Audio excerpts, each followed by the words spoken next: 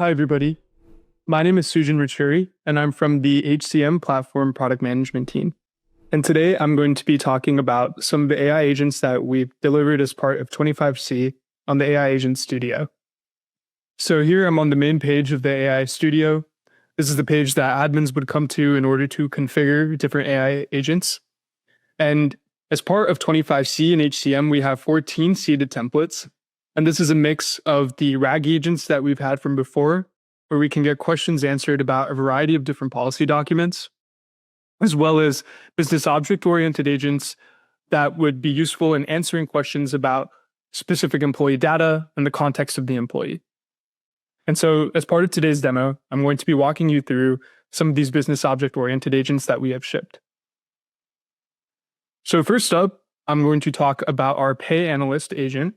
This one is one of our employee-based persona agents, and this one is useful for clarifying details on payslips and helping employees understand the breakdown of their salary, the various deductions that they're putting towards it, and contributions as well on each and every single pay period. With this agent, we've got 3 tools defined, and I'd like to point your attention to the 2 that we have at the bottom here, Public Workers and Get User Session. You're going to see these 2 repeatedly across all the agents that I demoed today. And the reason they're so important is because they're used to help establish the context of the logged in employee that is having the conversation with the agent. They're basically helper tools. Let's take a look at them a little further. So a Get User Session, what we can do is fetch the person number of the logged in user. In the Public Workers business object, we have a variety of different functions defined, but the one that we use in this agent is the very first one called Get Worker by Person Number. With this one, we take the person number of that employee that we had got from before, and then we can get their person ID by using this function. And once we have the person ID, we can then make use of the business object that is very central to this agent, which of course is the payslips business object. And here we have 2 functions that we've defined. So the first is Get Payslips, that takes in the person ID of the employee, and it brings back a list of all of that employee's payslips over time.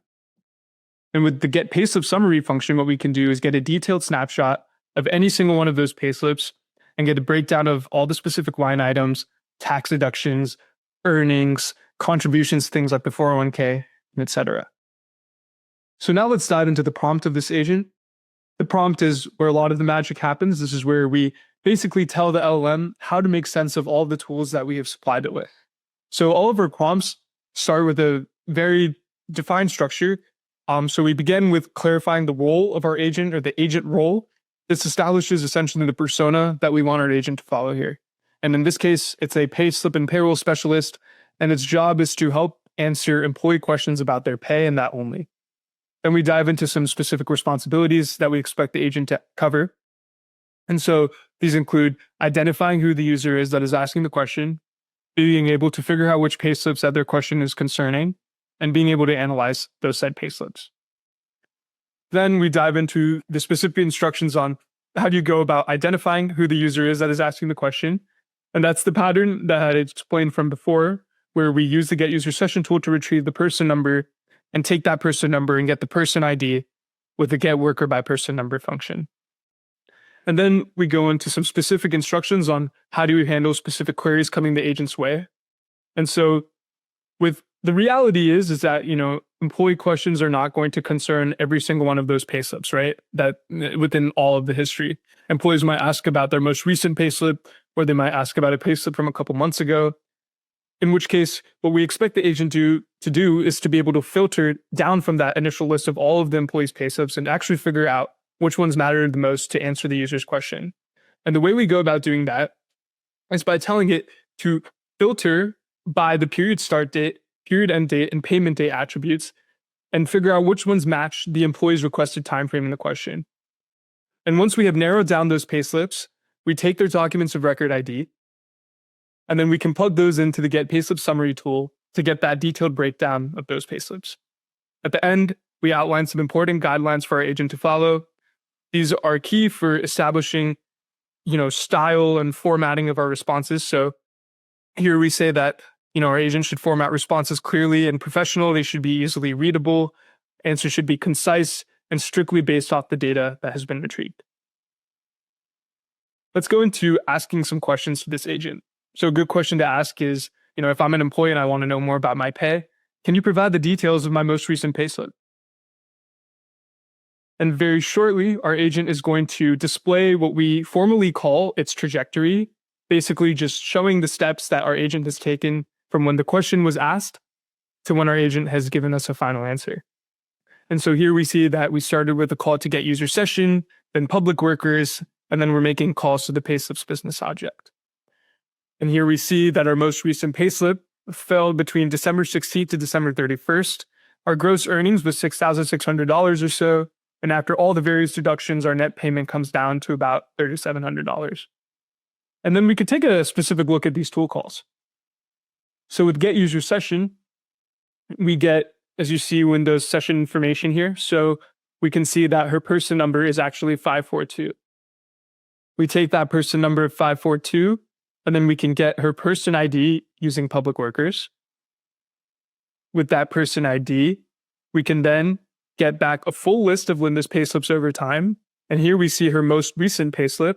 So this is what we expected our agent to answer back with. And as you can see, we have that time frame of December 16th to December 31st and that same amount that we had expected from before. And then we can get the detailed breakdown of all the various deductions and so on and so forth. So here you can see that Linda had the federal income tax withholding of $980, employee tax deductions of $1,859, a dental pre-tax, and so on and so forth. You could also ask some follow-up questions to this agent. So I might want to know how much I contributed to my 401k. And when I ask a question like that, I actually don't expect my agent to make any additional tool calls at all. And the reason for that is because our agent already has the information about our most recent payslip, and that's what we cared about asking about, right? We wanted to know how much did we contribute to our 401k in that payslip. So our agent didn't need to fetch and pull back any more information at all. It just simply needed to retrieve the amount from that particular line item about our 401k.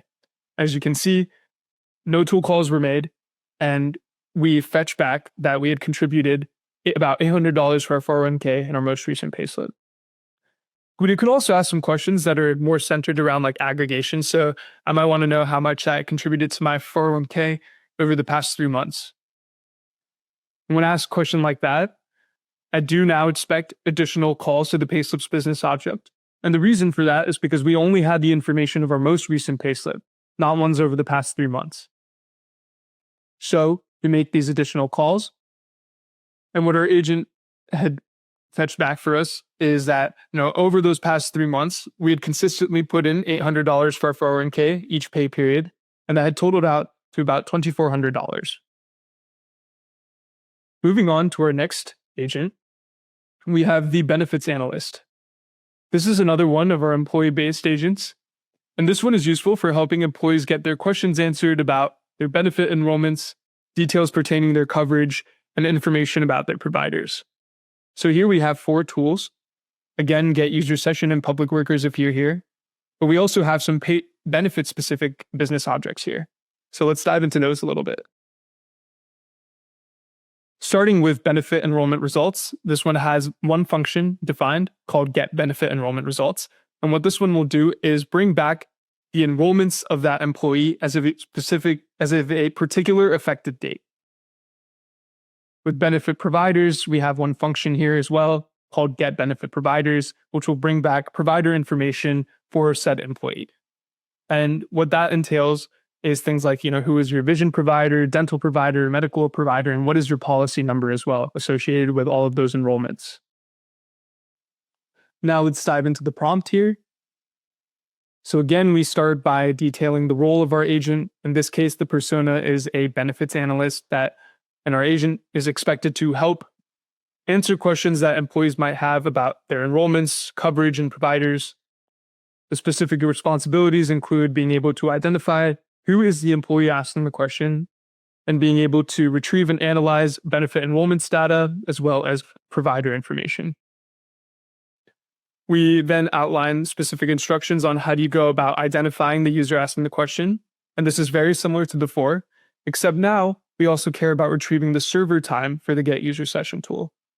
And the reason for that is because when we dive into the specific logic for how do we answer questions about benefit enrollment details below here, what we see is that if our question doesn't actually specify a specific time frame, by default, we set that effective date to bring back enrollments from as a server time. And the server time is essentially just the current date from this current conversation session that we're having. And then with providers, this one is pretty simple. If the question deals with providers' information, wanting to know like your policy number for a certain plan and who your provider is, then this is a tool we use, Get Benefit Providers. And then lastly, we have these important guidelines, exact same as before. We want answers to be formatted clearly and professionally. No information should be made up whatsoever, and answers should be concise. Let's now demo some specific questions that you might want to ask an agent like this. So if I wanted to know more about my benefits as an employee, an important question to ask could be like, am I enrolled in the medical plan? And as you can see, our agent is first going to establish and try to identify who is the user. So we make the calls to get user session and public workers. And because this is a question about my benefit enrollments, we make a call to the benefit enrollments business object. And as you can see here, our agent brings back a response telling me that I am indeed enrolled in the medical plan in the participant plus family option specifically. My coverage has been active since January 1st of 2022. I've got 2 dependents, and annually my contribution pre-tax is about $5,700. And if we look at the specific tool calls that have been made, again, we have Linda's person number 542. We use that to get her person ID, and then using her person ID, as well as setting the effective date here, which is July 28th, 2025. And that is the current date because we hadn't specified any date in the question. We're bringing back all her enrollments as of that time. And specifically, if we look for the medical plan enrollment, this is what we have here. And we see that it all lines up exactly with what our agent brought back to us. Annually, it's $5,700. Coverage started on January 1st of 2022, and there's 2 dependents that we have listed. Now, to switch gears a bit, I might want to know about who is my provider for basic life insurance and what my policy number is. So this one should simply just be a call to the benefit provider's business object, and our agent will bring back that our provider for this basic life insurance plan is Benefits US, and it tells me that our policy number is 864736. And we can easily verify this. We can go into the details of this tool call. Here we see all the provider information associated with each of the plans.